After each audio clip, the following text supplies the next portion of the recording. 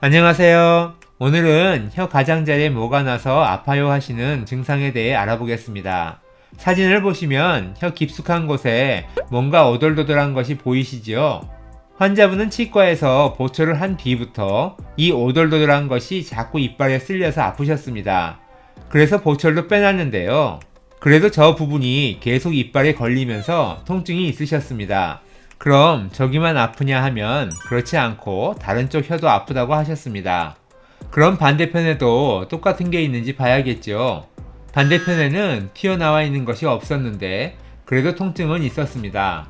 환자분들은 대부분 저기가 튀어나와서 아프다라고 생각하시기가 쉽습니다.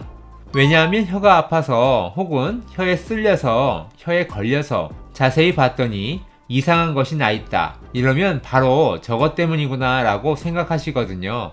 그런데 희한하게도 저기 없는 쪽도 아프고요. 시간이 지나면 혓바닥 가운데도 아프고 혀끝도 아프고 입술도 아프고 점점 저 오돌도돌한 돌기와 상관없는 곳까지 통증이 퍼져갑니다. 그럼 다시 돌아와서 정말 저것 때문에 아픈 것인가를 따져봐야겠지요. 저게 있는 사람은 다 아픈가? 그것도 아니고요. 저게 없어져야지만 혀가 안 아파지는가? 그것도 아닙니다. 저 오돌도돌한 돌기는 혀의 퇴행성 변화이긴 하지만요.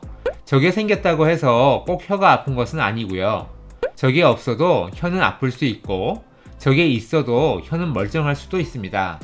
자, 그럼 이 환자분은 왜 아픈 걸까요? 이분의 병명은 구강자결감 증후군이라는 병입니다. 구강자결감 증후군은 혀에 특별한 구내염이나 외상이 있지도 않은데 혀가 화끈거리고 따갑고 아픈 병입니다. 영어로는 버닝 마우스 신드롬인데요. 입이 불타는 것 같다, 불에 데인 것 같다 하는 뜻입니다. 구강자결감 증후군이 생기는 원인은 아주 다양한데요. 갱년기 이후에 여성분들에게 가장 많이 생기고요. 구강건조증, 즉 입이 마르는 증상부터 시작하는 경우가 많습니다. 구강자결감 증후군을 치료할 때는 혀의 상태를 정확하게 진단하는 것이 중요한데요. 한의학에서는 혀를 진찰하는 과정을 설진이라고 합니다. 혀는 우리 몸의 오장육부와 서로 연결되어 있기 때문에 혀를 보고 어디가 안 좋은지를 알아낼 수 있습니다. 이 환자분의 혀를 보면 혀의 전체적인 모습이 뾰족하고 혀 끝에 빨간 점들이 많이 보입니다. 이런 모습은 심장에 열이 있을 때 나타나는 모습인데요. 이런 게 보이는 분들은 잠을 푹 못 주무시고 평소에도 불안함과 걱정이 많으신 편이신데요. 여쭈어보니 자식 문제로 신경을 많이 쓰신 후에 혀에 통증이 시작되셨다고 합니다. 또 눈에 띄는 것이 백태인데요. 백태가 두껍게 끼어 있으신데 혀의 중간 부분에 더 짙은 백태가 있고 혀 가장자리에도 백태가 내려오고 있습니다. 혀 중간 부분은 위장에 해당하기 때문에 혀 가운데에 이렇게 백태가 두꺼우신 분들은 위장이 안 좋을 가능성이 높고요. 양쪽에 내려오는 백태를 자세히 보면 거품침이 뭉쳐져 있는 것이라 구강건조증이 있으시구나를 알 수 있었습니다. 또 혀 앞부분에 혀 갈라짐이 있으신데요. 이 부위는 심장과 폐에 해당하는 부위입니다.